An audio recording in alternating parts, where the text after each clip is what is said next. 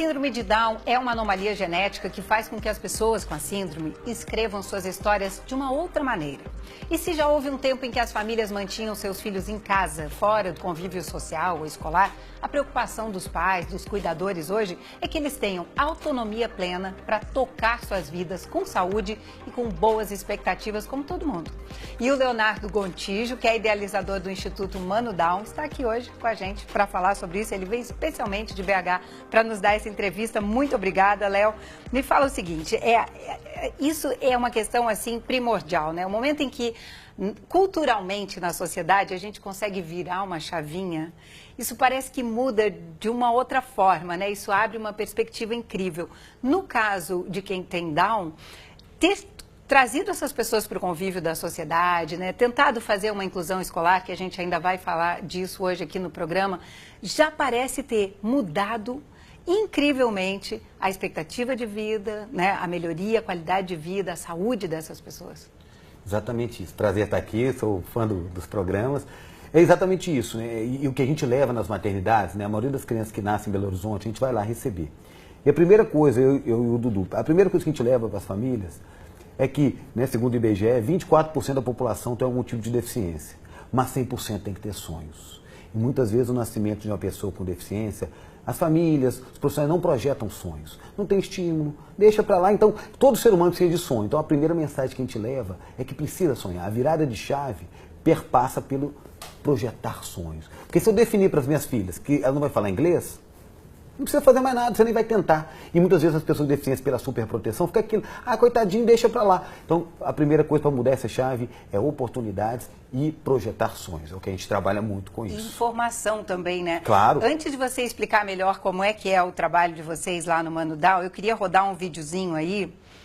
Ele acabou de citar o Dudu, né? E quem está em casa não sabe exatamente quem é o Dudu. Olha só quem é o inspirador dele.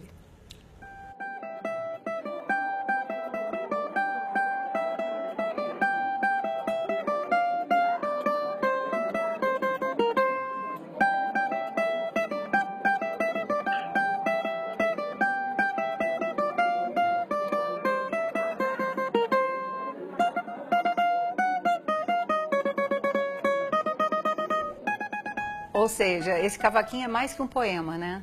O Dudu, ele nasceu na sua vida, ele entrou para a sua vida quando você tinha já 12 anos de idade, né? Queria que você contasse um pouquinho dessa relação. Então, eu tinha um sonho. Eu tinha um sonho de ter um irmão. Eu apanhava muito, meus irmãos eram caçulinha. E até os 6 anos eu pedia para minha mãe e meu pai, eu quero ter um irmão, não aguento mais, daqui a situação não tá boa, eu tinha meus privilégios, mas... E aí, minha mãe falou, não, Léo, não quero ter mais filho e tal. 12 anos depois o Dudu nasceu. E eu sempre falo, né, a gente faz muitas palestras conjuntas, a gente faz muitos shows, que foi nas curvas da vida que eu aprendi a amar. Que muitas vezes uma mudança de rota, num irmão que eu não queria, né, que eu queria ter um irmão, jamais nem sabia o que era síndrome de Down, a gente tem duas possibilidades, ou lamenta ou aprende. O Dudu mudou a minha trajetória, mudou a minha perspectiva de vida, e como a gente fala, tem uma analogia que a Emily faz que é muito interessante. Imagina como é que é receber uma pessoa com Down na família?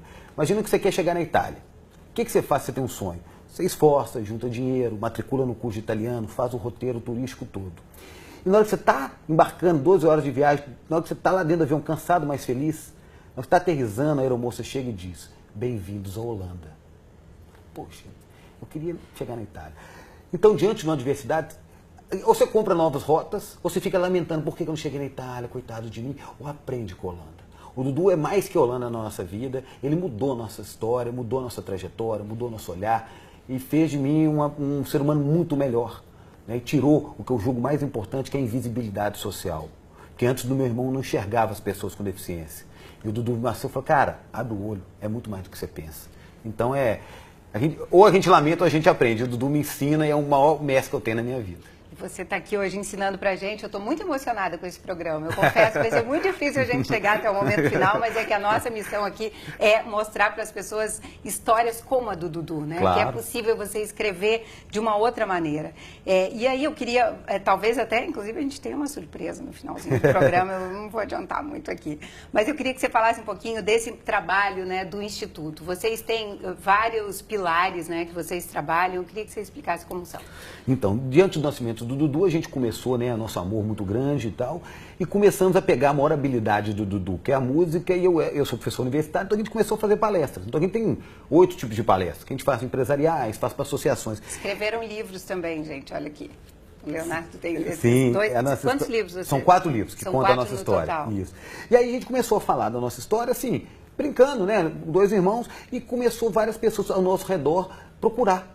Né? As pessoas começaram a ver na internet, coisa que na época da minha mãe não tinha, porque imagina, 27 anos atrás, você encontrar alguém com Down na rua, era uma loteria, não tinha internet, era só esbarrar em alguém. Então, não, e aquilo era verdade, as famílias escondiam. Escondiam, e não tinha internet para conectar. Então, hoje, quando nasce, as pessoas veem alguns vídeos, Dudu tem muita visibilidade por ser artista, como com diversos outros, e várias famílias começaram a nos procurar. Ele está com 27 anos, né? Não sei se você já falou, quero reforçar isso. Né? E aí começamos a fazer palestras, começando a fazer acolhimentos nos hospitais, começando a fazer grupo de pais, grupo de irmãos, começando a fazer caminhadas. E aí nós falamos, pô, vamos criar o Instituto.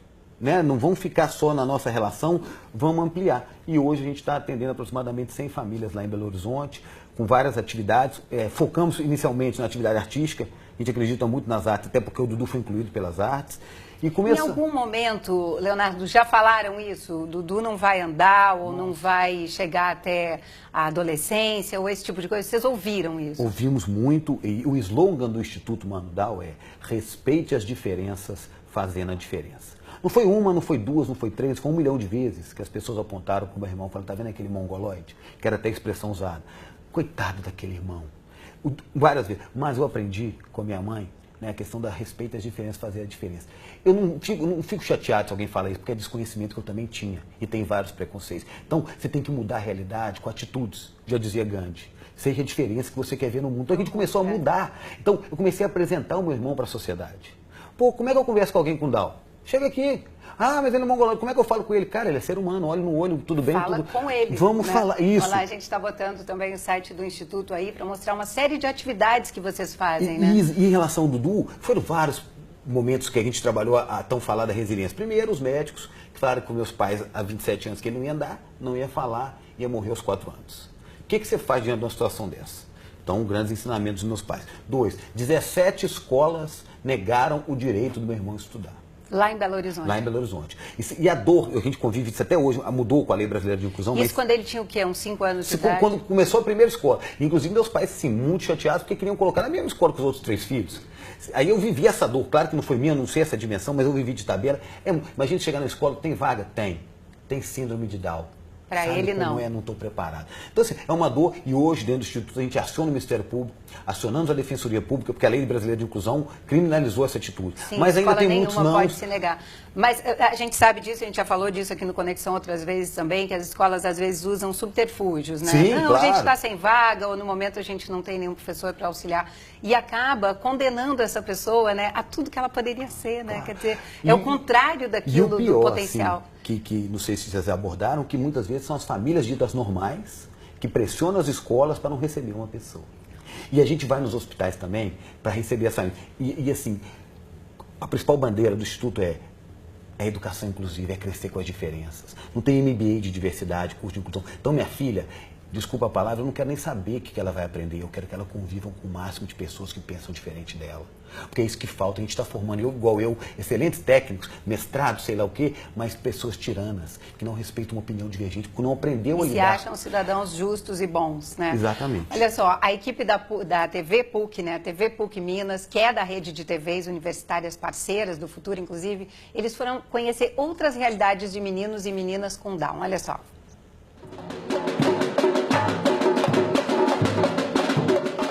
Quando ele nasceu, a perspectiva era que não chegava à adolescência. Não tinha nada a fazer. Falaram que ele não ia andar antes dos 3 anos, ele andou com 1 ano e pouquinho. Que ele não ia falar antes dos 3 anos, ele falou logo. 1 ano e pouquinho, 2 anos, ele balbuciava, já falava a frase. Que ele não ia aprender a ler. Ele aprendeu a ler antes de 8 anos. A habilidade das mãos que tocam esse instrumento, assim como esta energia que alimenta a rotina do Marcelo, contraria um futuro previsto para ele quando nasceu em 18 de setembro de 1979. Naquela época, a expectativa de vida de pessoas com a síndrome de Down não passava dos 35 anos. Pois é, hoje ele já está com 37 e é com essa carinha de jovenzinho, assim como os sonhos que estão só começando. Quando acertou para divulgar minhas peças, meus musicais e também participar das novelas de televisão. Acredito que essas duas contribuições, o diagnóstico precoce e o desenvolvimento de estudos do metabolismo do organismo trissômico, contribuirão em muito para o aumento da expectativa de vida, né, no campo da medicina nos indivíduos com síndrome de Down. No Brasil, estima-se que 300 mil pessoas tenham a síndrome de Down, segundo o IBGE. E para elas a vida está mais longa, com uma média de 70 anos. É como se a caminhada tivesse dobrado de tamanho, mas chegar até a melhor idade ainda esbarra em alguns desafios. Síndrome de Down, elas podem tudo, desde que tenham o estímulo adequado. E essa propriedade sobre o assunto na fala que acabamos de ouvir tem uma razão. Agora, sem o jaleco, a minha conversa é com a mãe do pequeno Davi, que tem a síndrome de Down. Nasceu o filho e junto um novo foco na carreira da Janaína, que se especializou nesta área para ajudar o Davi e outras dezenas de crianças. Janaína, essa motivação surgiu do lado mãe? Surgiu do lado mãe, mas também veio de um diagnóstico que eu fiz, né, através do cuidado que eu tive que ter com o Davi, né, que eu enxerguei o quão despreparados todos nós, médicos, somos para lidar com as pessoas que têm síndrome de Down. Porque nós não temos essa formação na faculdade. Minha principal inspiração, claro, tem 93 centímetros e 15 quilos e está sentado no meu colo. Dedicação capaz de prolongar vidas, de mais qualidade, mas também de barreiras. Nascer com um cromossomo a mais ainda reflete em direitos a menos. Uma realidade que se estende à família da Júlia, de 3 anos. A inclusão é uma coisa muito recente. Nós que temos 30 e poucos anos, não convivemos com pessoas com síndrome nas escolas. E daqui a 30, 40 anos, quem sabe a gente já não está no mundo ideal, sem ter separação, sem ter exclusão. Exatamente. O Léo está lembrando aqui, né, a importância da educação inclusiva, né? Você ter acesso a pessoas que são diferentes de você, né? Você ter esse convívio, isso é enriquecedor para todo mundo, né? Eu lembro meu filho falando da Olimpíada na escola dele, uma cadeirante fez cesta, a escola inteira gritou, assim, então é muito legal, né? Agora, eu acho que é interessante, assim, essa reportagem da TV PUC Minas, ela levanta uma série de questões, assim, eu acho que é importante a gente falar um pouco desse despreparo para lidar com o assunto, né? Isso você já tocou, já relou nesse assunto no início, mas eu acho que é importante a gente falar um pouco mais, principalmente porque há uma preocupação das famílias em quem vai ficar, né? Quem vai cuidar quando esse jovem envelhecer? E as famílias, os pais, né, os cuidadores, enfim, não estiverem mais aqui, né? Você vê isso nas ruas, inclusive? Vejo diariamente, e é uma mudança, é um assunto novo, que não existe políticas públicas. Por quê? Porque a expectativa de vida das pessoas com Down era até 30 anos atrás, eram 30 anos. E hoje já está 60, 70. Então mudou muito. Por quê? Porque foi estimulado. E não tem literatura sobre o assunto. Então por quê? Eles não tinham estímulos, muitas vezes não chegava nem a vacinar, não vai dar em nada dentro daquela política, então morriam antes dos pais. E quando a gente vai nos hospitais, muitos pais abrindo o coração mesmo falam, eu quero que meu filho morra antes de mim. Dentro daquela superproteção. Só que não vai morrer, é que a gente fala com as famílias, a expectativa de vida está aumentando e a gente tem que começar a lidar com isso. E então temos pouca literatura e a grande preocupação das famílias é essa, quem vai cuidar dos meus filhos? Não temos instituições preparadas, não temos abordagens, nem questões de saúde preparadas e as famílias também não estão preparadas, porque eu falo sempre, o envelhecimento começa no nascimento. Se a gente não preparar essa autonomia desde o início, quando chegar, foi o que eu conversei, quando eu escrevi o livro, eu chamei meus pais, o primeiro. Eu morava em outra cidade, meus irmãos já não moravam em BH, eu voltei para BH, em virtude do amor que eu tenho pelo meu irmão, e falei com meus pais, tudo bem, talvez vocês vão morrer antes de mim, a partir de hoje eu vou interferir na educação do meu irmão. Porque talvez, depois que eles falecessem, se é que eles vão falecer antes de mim, eu não teria mais energia, nem o Dudu teria mais capacidade, então tem que começar o quanto antes. E você provavelmente deu essa tranquilidade a eles, né? Sim, mas aí que tá. Mas não pode ser uma coisa forçada. Muitas famílias me procuram, o Léo é exemplo de mão. Não sou exemplo de nada, eu faço por amor, porque eu gosto, que eu quero ficar próximo do meu irmão, que eu Pode para aquele inspirar aprendizado. outras pessoas, inspira né? outras pessoas, mas não é obrigatório. Entendi. Então, de novo, a responsabilidade sempre é dos pais e do governo, do poder público, de ter instituições para isso. Agora, por nada melhor do que a família, é o que eu defendo. Exatamente. A gente vai ouvir agora uma outra precursora nessa história toda aí de inclusão, que é a Glória Moreira Salles. Ela é pedagoga, presidente do Instituto Carpe Diem hoje em dia. A Glória é mãe da Mariana, que hoje tem 38 anos, ela tem Down, e ela foi uma das fundadoras da Federação Síndrome de Down. Hoje em dia ela não está mais à frente da federação, mas ela está no Instituto, né? Glória, você já nos ouve bem? Estou ouvindo bem, sim. Ah, que bom. O Leonardo... Um beijo grande para você. Ah, que bom. Isso que eu ia falar, que ele falou que... para nós aí. Beijão na Mariana.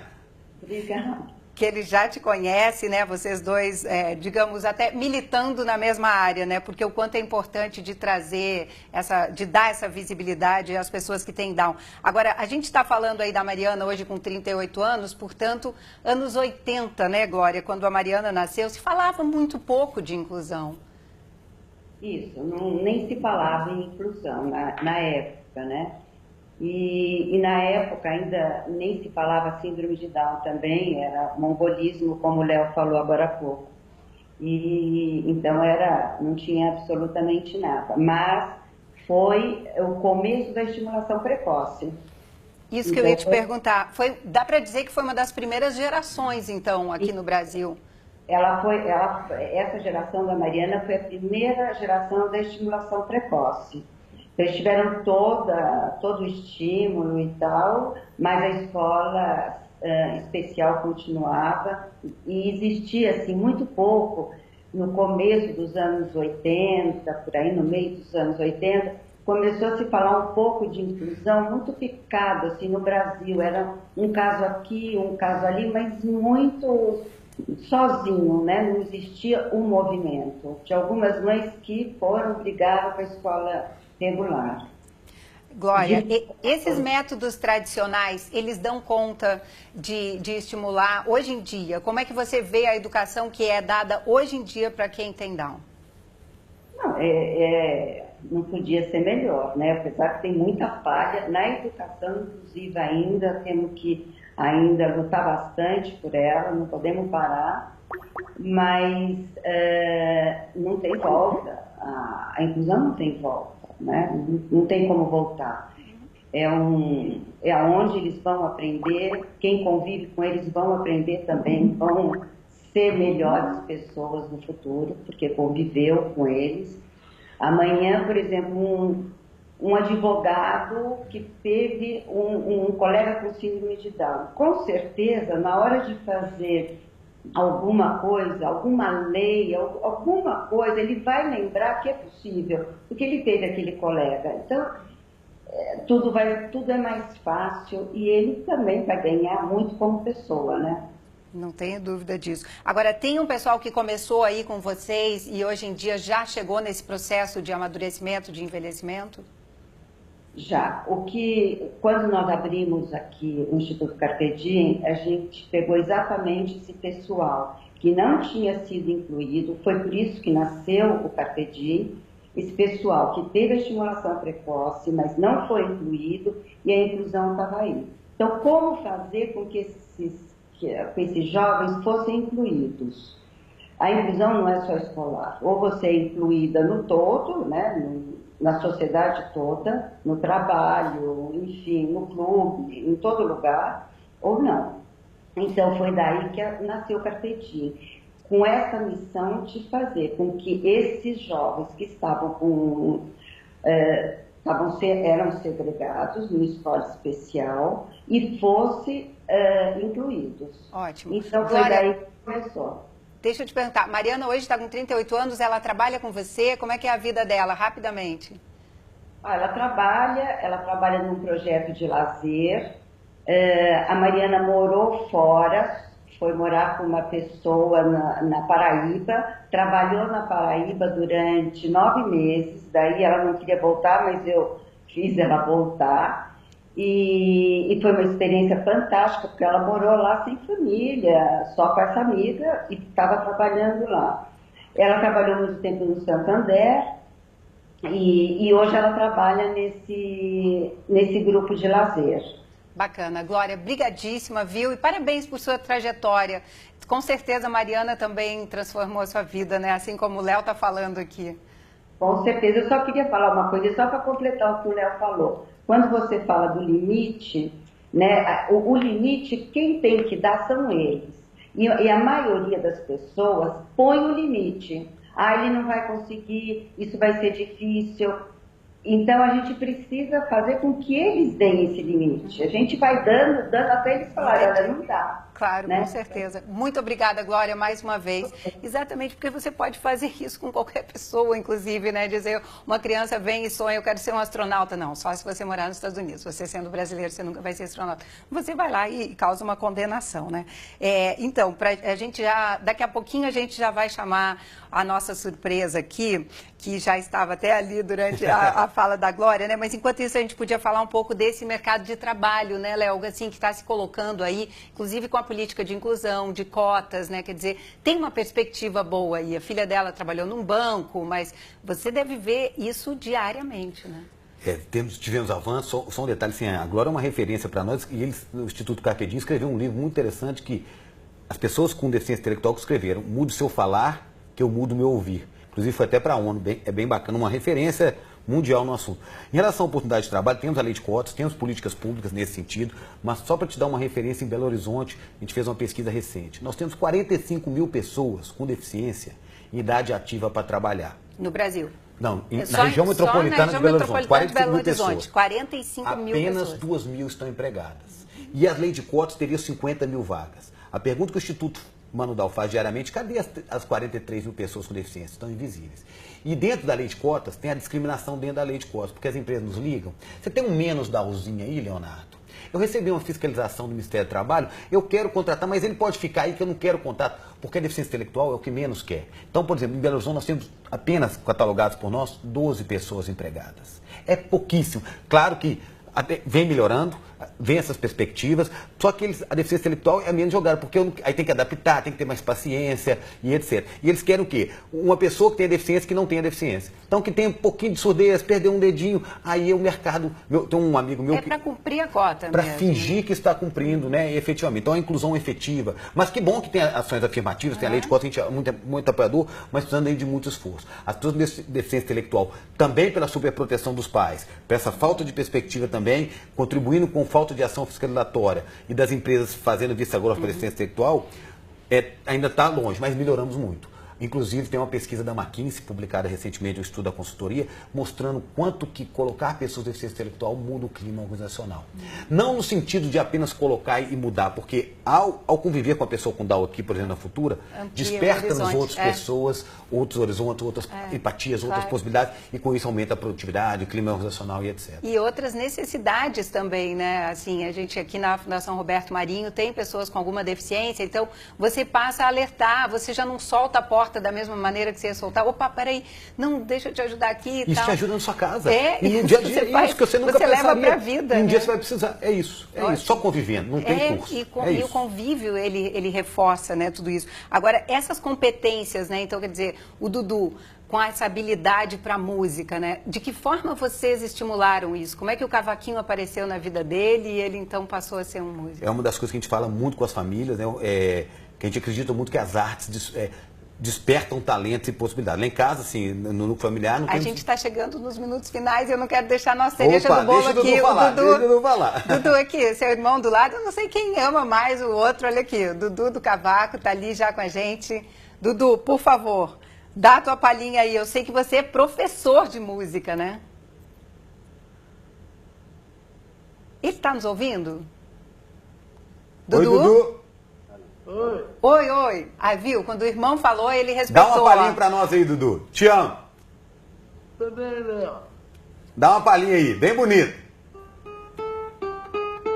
Ai, que massa. Adorei.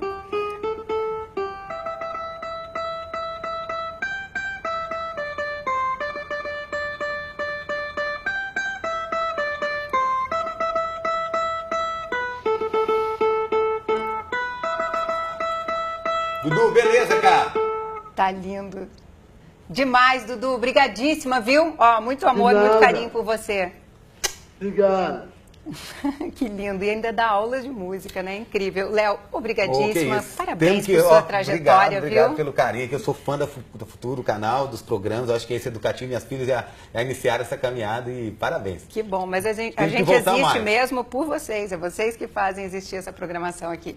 Obrigada a você aí de casa. Se quiser mandar esse link, né? Sugerir para alguém que reveja esse assunto e que se reveja também, se repense, né? Como é que a gente olha para as pessoas que têm Down ou para as pessoas que são diferentes da gente. Tá lá, futuraplay.org, e até uma próxima.